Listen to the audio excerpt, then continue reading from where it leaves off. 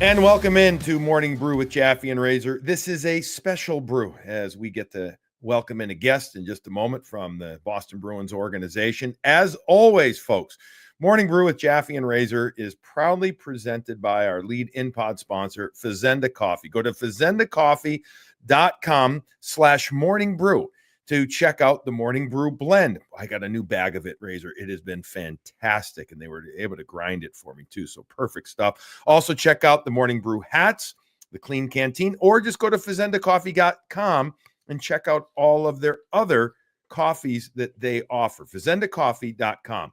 Also, this Morning Brew with Jaffe and Razor is presented by Graciano Construction. Check out GracianoConstruction.com or call 508-330-7589. RTN Realty. If you're looking to buy, sell, or lease a new place in Mass, Rhode Island, or New Hampshire, check out rtnrealty.com for all of your real estate needs. Reach out to Chris Gentile at 617-835-0845. Also, Sparks Hockey and the finest at-home skate sharpener that you can buy, sparkshockey.com. And finally, Apex Entertainment. Check out apexentertainment.com. 100,000 square feet of pure fun. Apex Entertainment. Razor, this guy that we're about to talk with is somebody you've known for an awful long time and you have a great relationship with. Oftentimes assistant coaches don't get given the opportunity to sit and talk to media, just the way it works or doesn't work at times. But the Boston Bruins are very happy to have us talk with Bob Essensa, Goalie Bob, who has been there since the 2003 season and was your first professional goalie coach. So what does it mean to you to have Goalie Bob on? Well, it's funny to me, just because of the history, like you said. Never would have thought the two of us would still be sitting here 21 years later shooting it. So it's great that he's coming on. I know he'll be very insightful. He's a hockey guy through and through. He's been in the league now for probably almost 40 years, 35 years anyways. So he's seen it all, and he's extremely bright, intelligent, smart, funny. So I'm sure we'll have a great convo, but for me, it's just he'll make me laugh just being with his dry humor. He's just a funny dude. Well, let's make you laugh then. Let's not wait any longer. Welcome into this special Morning Brew with Jaffe and Razor with Goalie Bob. Well, every once in a while here on Morning Brew with Jaffe and Razor, we like to have a guest in. We like to talk to somebody that, it's usually a current Boston Bruin, but in this case, we're bringing in the big dog on this one. We haven't had a chance to sit down with this guy yet, and this guy doesn't always get the opportunity to come sit and talk to one of his former students like this. I know he gets to talk a lot. It's Bob Essensa, a.k.a. Goalie Bob. Everybody knows you as Goalie Bob. We get a chance to sit down with a guy who's been with the Boston Bruins organization, folks, since 2013. I honestly don't know. The only time I've ever seen Razor smile this much, Bob, is when there's only one other time, and it's true, and this is no BS, is when he gets Chipotle and he eats it like a golden retriever does. I mean, he just devours it. He just goes. That's what he's about. He is so excited for this one, as am I. Great to have you on Morning Brew with Jaffe and Razor. How are you doing, Bob? I'm doing great. I've actually seen Razor more excited than perhaps you're just describing there, to be honest. It's usually after one of my B goalie drills or C goalie drills thrown his way. But, I do have to correct you though, Billy. I've been here since 2003. You're going easy on me. I've been here a little longer than what you. I didn't say. Did I not say 2003? You said 13. You said 13. No. Bob wishes. I would have missed out on Razor entirely there. I know. No. He wishes he could have jumped in and missed those other years. Those guys. Welcome to the storm that is Morning Brew with Jaffe and Razor. As I am not a real host and I screw things up regularly, so I obviously got. I don't know why I took a decade away. I knew you were there since 2003. And anyway, listen, it's great to have you here. Let's get into it and let's talk about the longevity, because that's just something that is just amazing that you've lasted this long. And because this is a business that you're hired to get fired in. It really is. I mean, that's the way that it works. And in particular, specialty like yourself. So how the hell have you done it since 2003? Well, I always joke around that the key to my success has been just turning your phone off every summer and showing back up at training camp and acting like you belong. But I've been fortunate. How do you have longevity in this league? Hopefully you're good to the guys you work with. Hopefully you have some success individually and team wise. But the biggest thing for me is that I love what I do, and I think hopefully that shows in the locker room, and hopefully, I'm not sure Razor can attest to this, but hopefully it translates to the guys I work with. Well, so to stay with when you started in 03, there's no chance you thought you'd be sitting in this chair now, right? No, to be honest, I didn't know. I mean, you and I know that when you get out of the game, and I played a little bit for 13, 14 years in this league. But when you get out of the game, you miss the camaraderie. You miss being in the locker room on a day-to-day basis with the guys. So I think my first year in retirement, we're down in Arizona, and I'm sitting at the computer, probably playing card games or something on the computer. And it was only a month into my retirement. My wife turned to me, she's like, "Okay, what are you doing? Where are we going here?" So I immediately sent my resumes out, and fortunately enough, Mike O'Connell, the following season, hired me to be the Bruins goalie coach. Actually, from Arizona. I actually was bouncing back and forth from there. So, and luckily for me, I've been here ever since.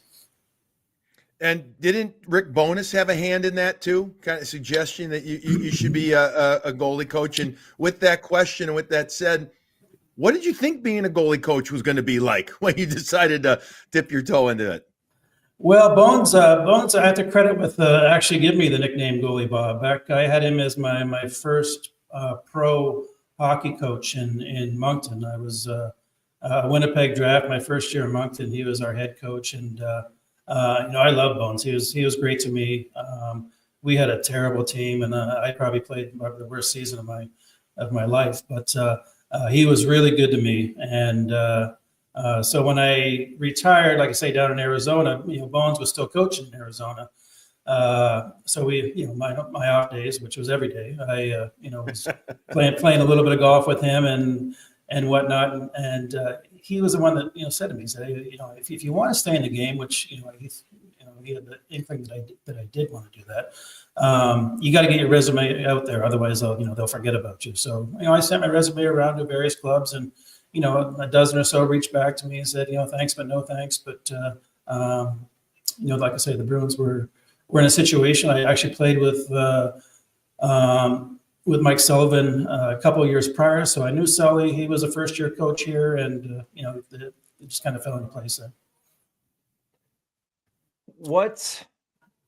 How much has your philosophy changed? I'm going to get to like your career and stuff a little later, but we're on this train now, and obviously I know very, very well how much the position's changed in 21 years from when you started, and that to me is probably just as impressive as for you to have the job that long and to be able to have changed that much. There's only a couple of guys that have done it, and I would suggest the other couple of guys haven't been as flexible as you in their thought about the goaltending position.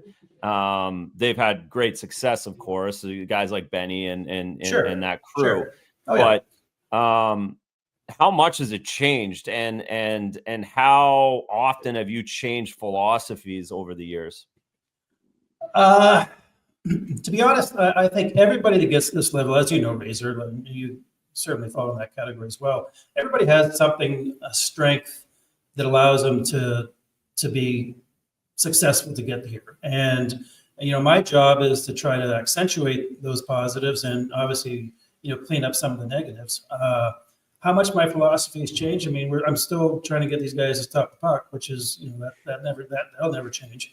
How they do it, the nice thing for me is the information has been a lot more available. Whether it's USA Hockey or In Goal Magazine, or there's various outlets to find good goal information, and you see it not just at the pro level, but as I'm combing through the draft eligibles for this year coming, they are so much, their technique and whatnot is so much better than the goalies were, 5 years ago, 10 years ago, 20 years ago. And obviously that's no secret, but their foundation is so much better. So it's more challenging in some respects when you're combing through your 20 or 30 drafts that our scouts seem to like, to try to pinpoint, okay, which one's going to jump off the page, which one's going to be more successful. And it's a little bit of a crapshoot, especially at 18-year-olds to try to figure that out. But the nice thing for me is, and in terms of my developing my own style and whatnot, the technical base for most of these guys is way ahead of the game than it was, like I said, even a few years ago. So safe to say then, Bob, that you like where goaltending is at, meaning that the game of goaltending, that you're not like me, an old guy yelling at the clouds, and sometimes you don't like what you see here and there. It sounds like you appreciate and respect where the goaltending position is at. Well, you got to like where the game has gone over the last little while. I mean, when the league starts, taking away goalies, the size of their gear, and not letting them play the puck outside the trapezoid, or coming up with new ideas and ways for them to score goals, then clearly the goalie community is doing something right. And so I'm not sure what's coming down the road here in that regard. It seems like they're always trying to tinker with our equipment, but right now the goals, the goalie stats probably this year are indicative of that there's better offenses. I'm not sure what the actual total is. I'll try to keep track. I try to keep track of the goals against more than the goals for, but it seems to me the goalies' numbers are down this year a little bit. Certainly in our Bruin community, they're not where we would like them, but I think that's kind of the flavor of the league right now. You don't have a save percentage bonus clause in your contract. You can look up. And before you answer, it's the entire league, folks. We have a lot of people that just watch Bruins and get very Bruin centric on numbers and compare, but the league average is under 900, folks. So just in reference. And it feels that way. For whatever reason. The pucks are juiced. It's like baseball. The pucks are juiced now. Well, we as the coaching staff, we obviously we pour over video after every game, and we're trying to come up with reasons why, we're giving up this chance or that chance, and I'm sure we're not alone in that regard. That every team in the league is trying to figure out new and better ways to keep the puck on the net. But there's a lot of good coaches out there, and obviously really cut down on the ability to grapple guys in front of the net and hold guys. So the skill of this game just keeps getting better and better. You were talking about the draft eligible guys, Goalie Bob. I don't think most people would realize how much work you do, not just at the NHL level and not just with the two guys that are in the Bruins roster. Can you give us a little bit of an idea of what your title is or what your job description is? Well, the nice thing about this league is that, for the last few years here, most of the goalie departments have grown. We obviously, it's basically Mike Dunham and I in the Bruin organization. Dunny's our development coach, and Dunny will actually, go out and see a bunch of the prospects. Obviously, he works with our guys in Prov on a daily basis as well. So we're way better now than we were, a handful of years ago. In that regard, still, I still think there's room for, and I guess you can say that about every area of the organization. Always looking for rooms to get better and ways to get better. So for me personally, we actually have our amateur scouting meetings coming up here in another week or so, and from those meetings, they'll spit out some goalies. I've already looked at the top 10 draft eligibles, or at least the top 10 that we consider the top 10 draft eligible goalies this year, and I've done my reports on them. But after this meeting, they'll spit out another, list of, probably another 15 guys. So I'll probably have 24 goalies to kind of comb through before the draft ever rolls around. And so when we get, when our playoffs, we get into our playoffs and through our playoffs, hopefully after the the Stanley Cup parade, I'll have to be sitting down and combing through a couple dozen goaltenders that are eligible. So take us through the process of when you get a new goaltender. We'll use Joonas Korpisalo as an example, because you get a new goaltender middle of the summer, and I'm going to assume you're always tracking, or at least watching, scouting current NHL goaltenders besides the Bruins ones that you have. So when a new one comes into your purview, what is the process for you, Bob? How do you go about it? And then, take us through the steps of what you look at, how you communicate with them, et cetera, to make them part of your teaching style. Well, in Jonas's case, I've obviously known him for several years.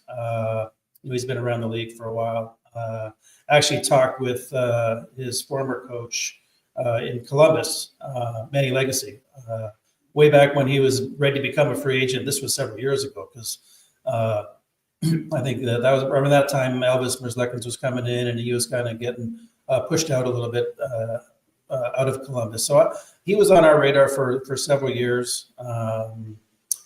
And the thing I like about his game, it's very similar to Tukes' game, in that he's got a real good solid base, good foundation, his ability to beat the pass. He has length.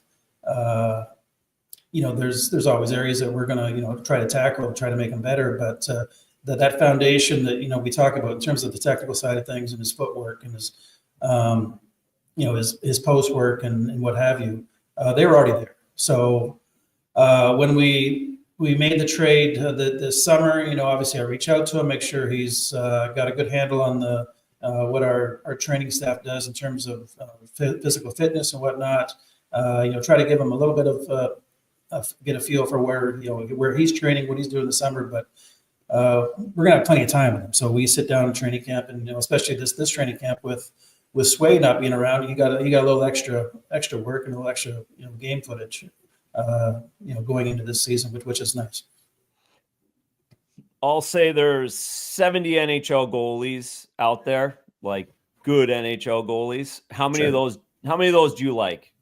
And this kind of goes to that free agent process. Because you've done an unbelievable job in recognizing what works.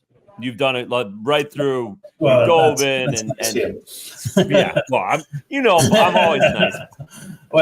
But you have that's the again. We joke, but you have, and I'm curious how you get to that point and why that's worked. And I think it would be, the way to, with 70 guys, how many of those do you like? No, how many do I want to be Bruins at some point? Is that what you're asking? Basically, how many would you take? Or what's your list? I have a couple dozen that I like. That I really, really like, probably just a handful. Yeah.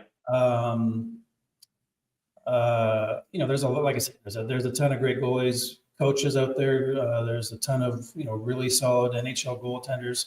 What I gravitate towards, and this, Razor, as well as anybody, I gravitate towards the guys that can beat the pass. And so when I'm scouting a goalie, especially just to refer back to the speed of the game, it just keeps getting faster and faster.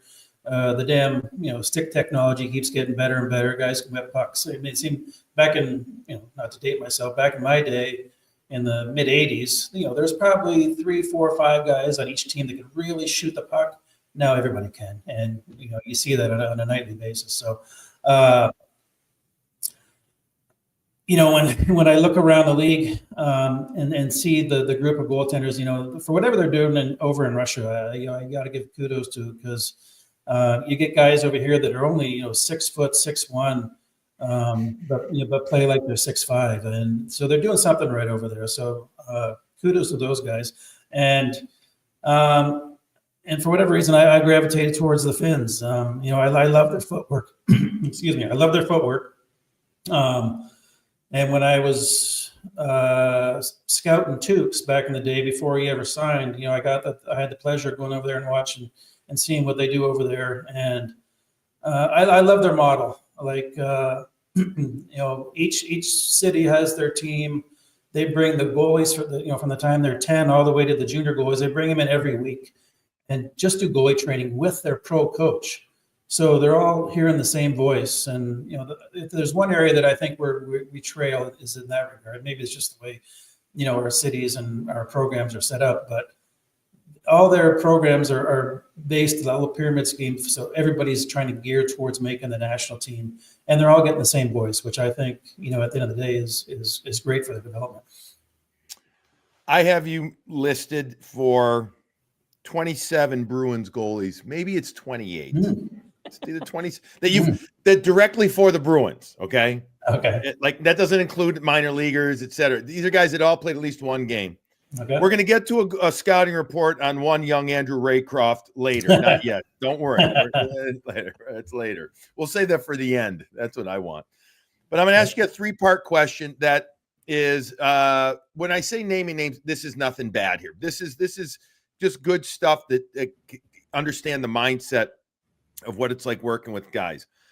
I want to know who was your, maybe is for all I know, most challenging guy. And I don't mean challenging bad. I mean, guy that you really had to work with a ton on footwork, on beating the pass, etc. That's going to be one. The next one is going to be perhaps the easiest guy that you've been able to work with as a Bruin coach. And then also maybe your most rewarding. So we'll start with the most challenging. Who did you really have to work with? And maybe, by the way, your most challenging may end up being your most rewarding guy in the end. My most challenging. No disrespect. None. But Manny Fernandez was an excellent goaltender in this league. And I probably had him in my first Razor, probably first 4 or 5 years as a Bruin coach. And like I say, technically very strong. I loved his game. But he had some mental hurdles that there was a challenge for me to try to help him get through. And I think he experienced it even before he came here. He was in Minnesota, and I think they had a couple playoff runs there where they ran into some obstacles. But Mandy would tell us that if you told him he was playing the next day, he couldn't sleep. So he was a mess. If you told him the day of that he was going to play, you were screwing him. You weren't giving enough time to prepare. So we were at a loss to try to figure out when we're going to tell this guy that he's going to play. Fortunately for us, he played great, but it was always a challenge to kind of figure out and manage where he was going to be mentally. And I didn't have a whole lot of great answers for him in that regard. So he was a challenge. Quite honestly, Linus, who was here, and had a lot of success and whatnot, he challenged me because he would give me pushback on things that he'd been doing, forever, that I figured would really help his game. And like I say, for the first month or two, he gave me pushback almost, not daily, but weekly for sure, that he didn't see it. He didn't see it. Finally, he started to incorporate, and all we were talking about was just getting him out of mud, getting him a little recoil. That's all I wanted him to do was, get himself out of mud, so he didn't have to extend and pull groins or pop hamstrings. And that's all I wanted, was a little bit of recoil. And I knew it was going to help his game, and it did. Sometimes you gotta, you just gotta keep pounding on these guys. Razor was easy. He was always in position. Yeah, I'm not sure he listened to me or not, but he was always in position. So was he one of the easiest? Was he one of the easier guys? You've had a hell of a great stable of goalies come through here. So but who was was there anybody that was just real smooth and easy to work with? Oh, Razor was easy. I mean, it was his rookie year, so he was obviously very excited. And he didn't know me from a hole in the wall. So I knew goalie ball. That's right. Six style in Winnipeg all the time. Yeah, right. 6 style. But his base was in his ability to read the game and put himself in a perfect position. I mean, he made, and not to blow smoke up your butt, Razor, but you were one of the guys that always put yourself in a great position, read the game really well, and that I I had nothing to do with that, honestly. That would just be letting you be you. It was cheesy. It was cheesy for sure. But we've had some good ones here. I mean, and I got to give kudos to management, whether it's Sweens or Mike O'Connell or Pete. Over the years, they put me in a great position because they've given me some great goaltenders to work with, whether it's Razor or Timmy or Tukes or Linus or now Sway. That's a nice grouping of goaltenders, and there isn't a lot that we have to change in their game. There's always things we can tweak here and there, but and we've had coaches that have a real defensive mind, whether it was Claude or Sully or Butchie. I mean, they all have and even Monty, what have you. They all have a real defensive mindset. So that that makes my job so much easier too. Well, we just talked about some challenges, but what's the hardest part of your job that people wouldn't think about? It depends on Razor. Honestly, like year to year, the last few years, it's the hardest part has been trying to manage games because I've had two goalies that have both been playing really well and want the net and deserve the net, and just trying to manage our way through the regular season. We ended up, last year. I mean, we were flip-flopping all the way to the playoffs. So then, what do you do come playoff time? So those are the challenges. Because I'm still of the belief that and we did it. We did it back when I played in Winnipeg. We flip-flopped through round one of the playoffs, and I'm not sure I'm a believer in it. If it works, great, but it's more a rarity than anything else. I think you have to, if you get a goalie that gets in there and gets in a goal in a team's head, you got to stick with them. And to me, that's a challenge sometimes, especially with what went on here in the last year. You have a ton of goalies, 27 or 28. You've had 7 coaches. Is that right? 6, 7 coaches. Sullivan, Lewis, Claude, Butch, Monty, Sacco. Am I forgetting anybody? We got it right? No, that's right. Okay. That's right, yeah. You mentioned that coaches that teach the defensive style, but do they ever come to you? Have any of those guys come to you as they're putting together their system and say, hey, take us into that crazy, 4x6 area back there and tell me what you're seeing or thinking to help tweak the system a little bit? Who blamed you? Who blamed you? Well, blame's different. I probably blame the systems under my breath sometimes, more than they. But I'm not. Honestly, they're not afraid to blame the goalies. I mean, that's just head coaching, and I've made that walk from the press box down to our dressing room between periods, and I can almost predict what the coach is going to say, like in terms of the goalie. Like, is that a good goal? Or no, probably not. But that comes with the territory, and I've been lucky enough that I think all the coaches that I've been lucky enough to work with, there's 3 or 4 Jack Adams winners in there. All those guys have been very respectful to me. I'm not sure that's always the case around the league, but other goalie coaches have told me that's not always the case. But they've been very respectful to me, and I can't thank them enough for that. Have they ever looked for input on a system? Meaning, like, tell us what you guys are seeing from back there, because it's so different. It's one of you, and it's or 2 if you with the backup, and it's 18 skaters now, so it's a whole different perspective. Honestly, Billy, I don't think our system has changed a ton over the last little while. Ever since Claude was here, and then Butchie. Butchie kind of filtered in a lot of the things that we did with Claude for a decade, and no different with Monty. Monty's kind of picked up on where we were. I think it was probably our same D zone coverage and what have you. Way back from Claude, that obviously we tweaked it here and there, and we tweaked it again this year. But for the most part, our structure in our own zone hasn't changed a whole lot. We haven't been a man-on-man team. We rely on our layers, and it's given us success over the X amount of years. So there was really no reason to change it. So when you talk about me adding something to it.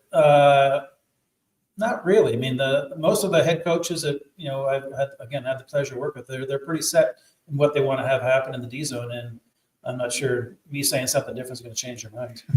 That's how you stick around that long. Right. That's right. Yeah, sounds good, Coach. Everything's working perfect. What's the common thread between your best goalies beyond the technical things? Well, or is there one? There was. Are they? Yeah, because I mean, there are different people, that have.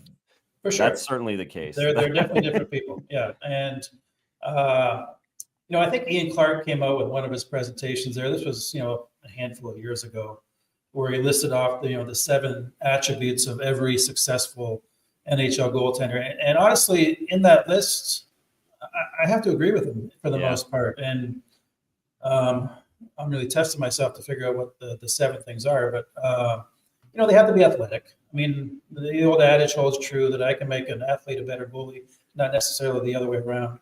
They have to be athletic. They have to have, a certain level of visual acuity, so to speak. Like they have, and I talk about, hard focus and soft focus. Everyone has the hard focus, the puck, but the guys with the really good soft focus that can feel the play around them are the ones that are going to have success in this league. There's a mental side of things, when we talk about Manny and what have you, but the guys that have a certain level of, where they can just forget about a bad goal and push things off the side and have that swagger in their game. That's not always ingrained in everybody. So that's one thing that we, obviously look for in goaltenders. The technique side of things, we can always improve that. Competitiveness, everybody has to be competitive. And, the guys that, show up for practice every day, Timmy's probably the best example. Like Timmy hated to get scored on. And he loved, and our fourth liners, like probably Thorny was the best at it, would love giving him the gears whenever he scored in practice, because it irked him so bad. But the guys who really compete in practice and love to, love to go on the ice and have that competitive aspect in practice and little mini games and what have you, those are the guys that, obviously have longevity in this league.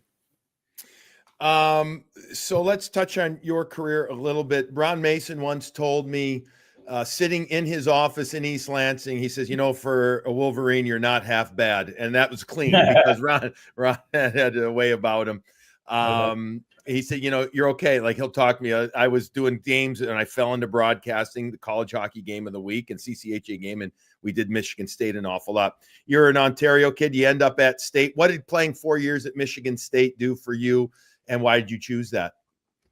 4 terrific years. I actually was drafted in the OHL to Cornwall. I grew up in Toronto, drafted to Cornwall. Cornwall didn't really wasn't the most attractive of Ontario League cities at the time, so it kind of helped my smells. It's a paper mill. It smells like legitimately. Exactly. So that kind of helped my decision to go the college route. Sean Walsh was actually the guy that recruited me to Michigan State, and Sean was a terrific recruiter, just a terrific guy. He actually recruited me to State. Actually, it was myself and Norm Foster that played 4 years together. Yeah. Normie was the Friday night goaltender. I was the Saturday, and it worked out great for both of us. We both turned pro, those friendships I still have. I still go back to East Lansing, play golf with all my guys in our class or in that era. Those were some heavy duty teams, by the way. You guys had some. I mean, that was prime time for Michigan State. The Sparties were good then, really. And they are now too. I'm so happy to see them get back to where I think they belong. But we did have some good teams. Not to blow my own horn, but I think 3 of the 4 years we made it to the Final Four, and the only year we did make it was actually the year we had our best team. I think we'd won 22 games in a row or something that year. So we had some good teams, and but again, those 4 years you can't replace those. Those are the fun years. And then you play a long time, successfully, great career. What from that career and even to the Michigan State days, have you dropped from what you're doing now and what you've carried through? Well, my game is nothing like what I teach now, obviously, or try to teach now. I joke about I played for half a dozen teams over, like, say, 13, 14 years. Everybody wanted me and nobody wanted me. I had shelf life of about a year or so. And they got tired of me. But I made a lot of great friendships. And I think the one thing that I had in my favor is that I like to try to, at least I convinced myself I was a good team guy, that I was the type of guy that would, stay out after practice and do extra and be a good guy in the locker room. And like I say, when you get out of the game, that's the first thing you miss. So when I was sitting around at home in Arizona doing nothing, I was like, I can't do this. So I've been really fortunate to have that ability to do that for a long time here, and it sustains me. Talk about getting the opportunity to work with younger players, and not that you're old, just saying you're not, but I am. I turn 60 tomorrow. Oh, well, happy birthday. Thanks. Outstanding. The challenges of not just teaching what the younger goaltenders want, but when you're talking like a 20-something, like a Jeremy Swayman, again, using a current young netminder in the National Hockey League, and there's a lot of young guys out there, talk about the challenges about getting through to them and understanding how they learn, because they learn differently than you and I and Razor ever did, right? And Right. Understand it. And so how have you been able to deal with that? Well, I mean, the one thing about this game, the longer you hang around with, the 20-some-year-olds, it keeps you youthful. It does that. Actually, one of the kids that played on one of my son's team actually just reached out to me yesterday, because he's playing for UNLV. He's going into coaching, and he's like, "Give me some coaching advice," because he wants to be according to him, he wants to be the youngest Jack Adams Award winner. So I like that. And actually, it was. I mean, Razor, you coach kids, Billy, you coach kids. Like, this kid was probably the least. If I were to rank them in terms of who was going to be a coach, he'd be way at the bottom. Like, there's no way this guy was going to be a coach. But I love that he's matured and what have you. So the piece of advice I gave to him, and I think it holds true, regardless of, and it's ageless. I think that players don't care what you know until they know that you care. And I think that holds true. And if you care about your guys and you show that you care about your guys, then they'll give you the time of day that you hopefully you think you deserve. Now you took my finish, because that's where I was going to go at the end, Bob, because of course I had Cheesy, and then I had you, and then I went a bunch of different places. And there's no doubt that's, for me, like I look at you the last 21 years, and that's the common denominator, is that the other guys, the guys I didn't like, didn't care, or they thought they cared, but they really. Who are those guys? Yeah, well, I'll happily. You know a few of them, and you know well that I can easily get away with saying their names, and it won't matter. But anyway, yeah, we'll leave that for another time. It wasn't Clarkie. Clarkie's right up there. But to that though, because there's also. And we touched on a little bit with the challenges, but there's also, as great of a guy and nicest guy, you also have to put the hammer down sometimes too, right? And you have to do it with certain kind of structure or a certain type of way with each different guy. But you had to do it with Tuukka. You have to do it with Timmy at certain times. How natural is that for you? It's not natural, Razor. I'm not one of those hard guys. Hopefully I can get through to them, without being, a jackass to these guys, and sometimes they need that. And I was always of the belief, and back when Pete Shirley was the GM, I think it was after one of Tukes' first couple of years, he asked me, he said, "Can you be harder on him?" And I said, "Yeah, I can. It's not really my way, but I can." I always thought that's kind of a head coaching thing. Like if you're, and not to throw those guys under the bus, but I think if you want somebody to lean on somebody, probably should be coming from your head guy.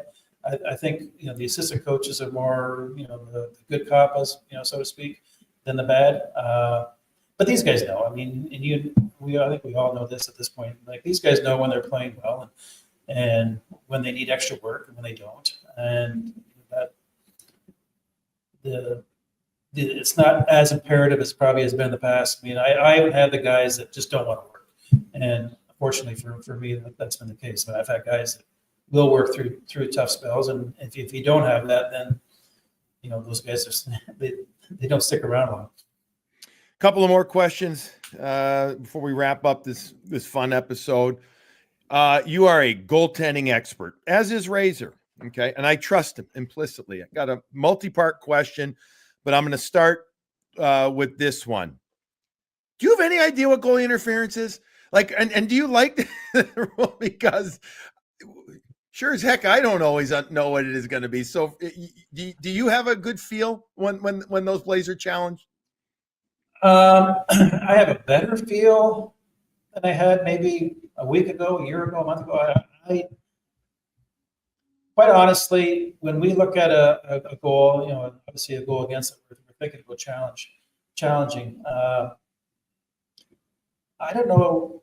To me, sometimes it's a coin flip what the league's looking at, and no disrespect, it's probably a very difficult call.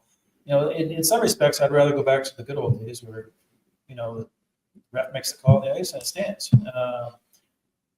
I know that it's a better system now than that, but quite honestly, there's been a handful of calls that we've tried to make that I said this is guaranteed coming back, and it ends up in the scoreboard.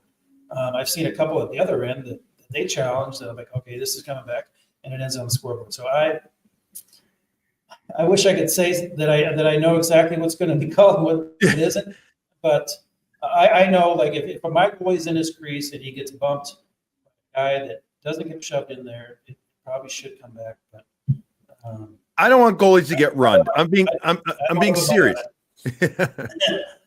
I don't want goalies to get run. I'm being totally, but you played in an era, Razor, you kind of played in an era too, where there was a lot more contact, and you guys handled it, and your equipment was literally like a kid's pillow. You know what I mean? I mean, compared to what these guys are wearing, like the Michelin Met right now.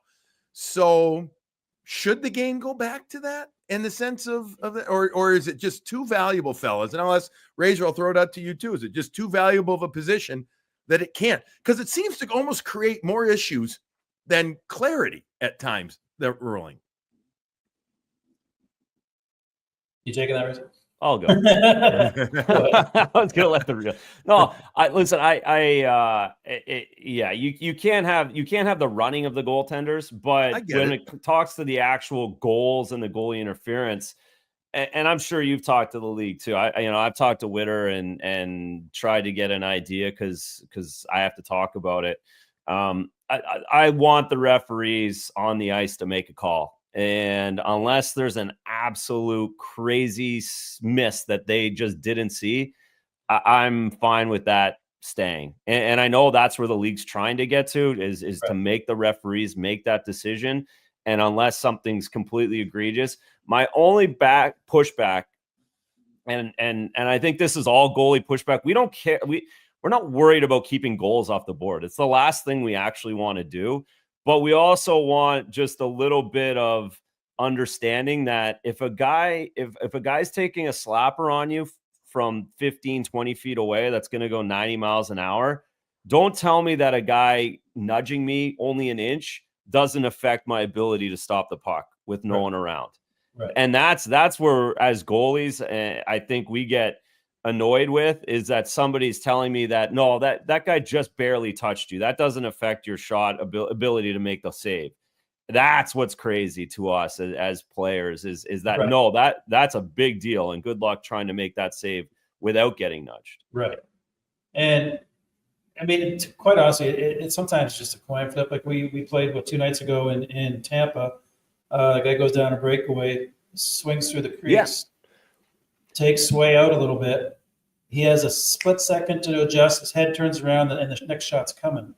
So how do you determine what's enough time for him to reset?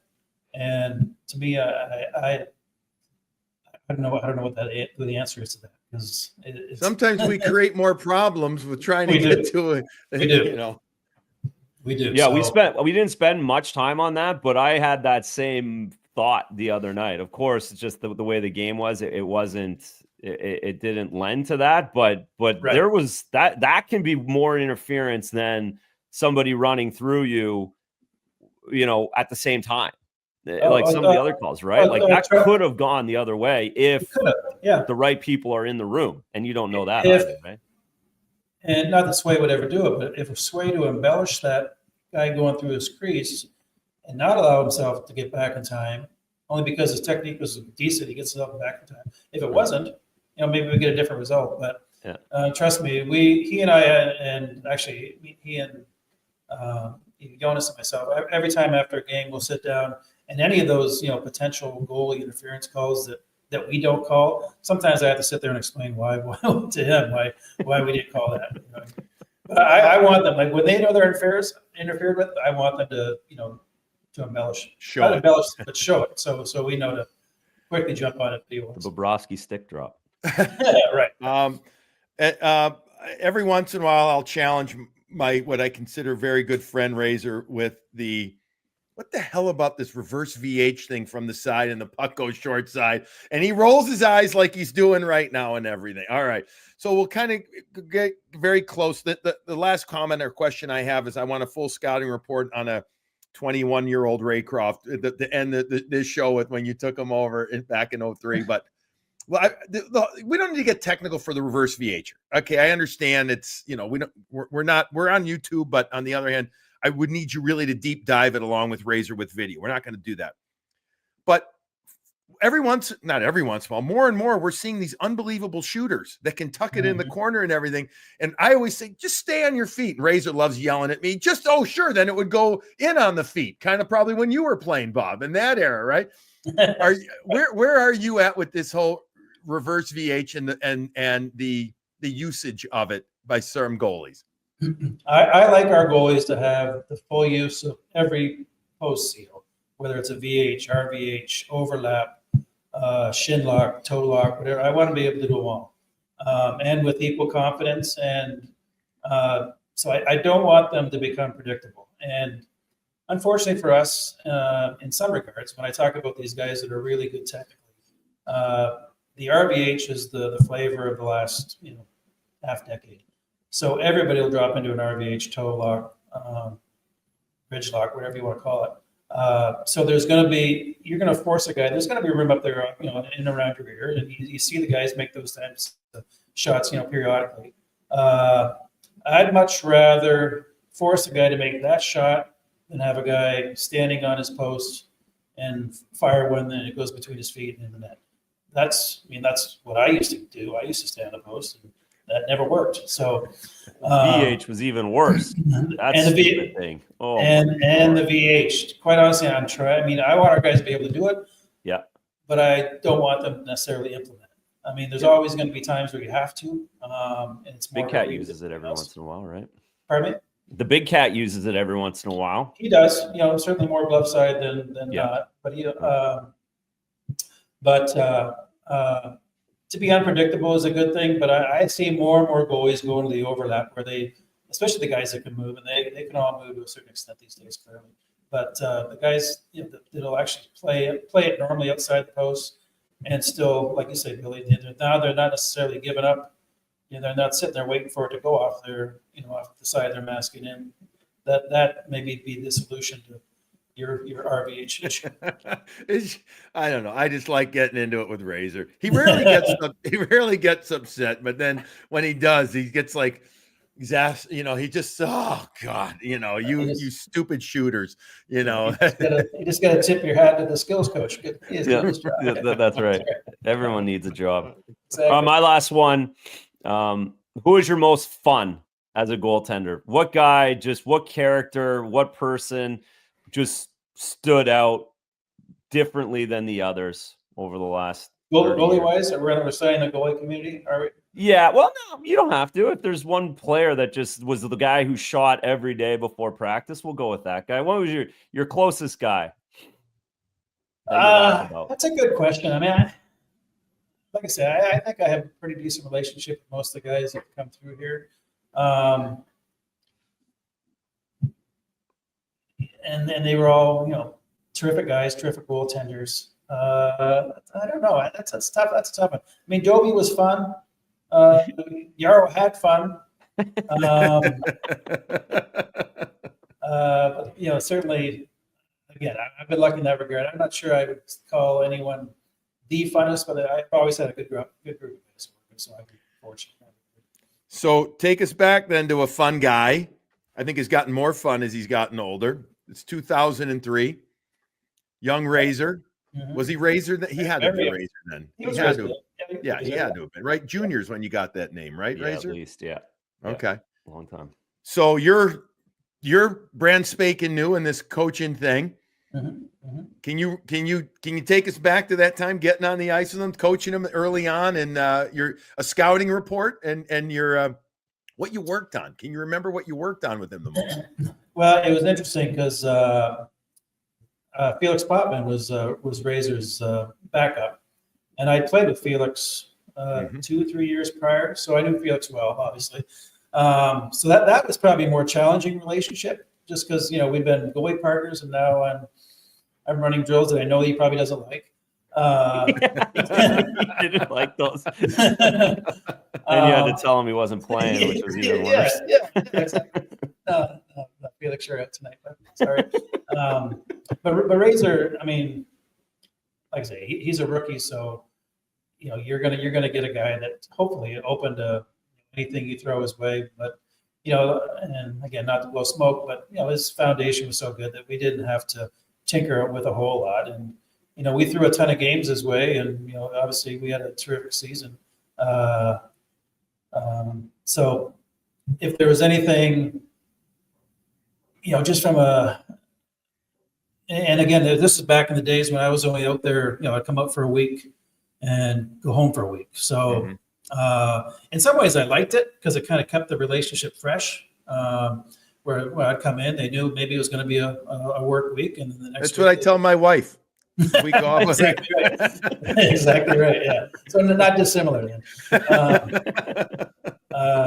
But it does keep I thought it always kept the relationship fresh. I mean, at some point, in this day and age, with the goalie department's getting bigger and bigger on a daily basis, that you need a full-time guy, especially in this business. But back then, not so much. And Razor, to his credit, he was as good when I was kicking around and when I was back home playing golf with Bones in Arizona.